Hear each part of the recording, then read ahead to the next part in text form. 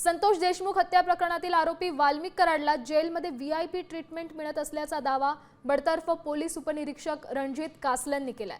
जेलमध्ये कराडला स्पेशल चहा दिला जातो, त्याला चांगल्या चपात्या दिल्या जातात।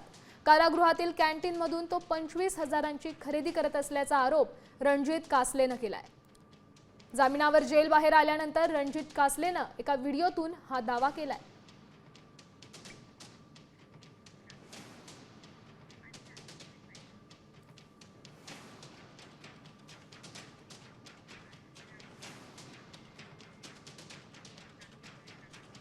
आरोप नेमके काय तर स्पेशल चहा, चांगल्या चपात्या, जेवणात मटन चिकन, झोपण्यासाठी 6 ब्लँकेट कराडला देण्यात येतात असा आरोप आहे। तर जेल कॅन्टीन मधून 25,000ची खरेदी देखील झाल्याचा आरोप केलाय।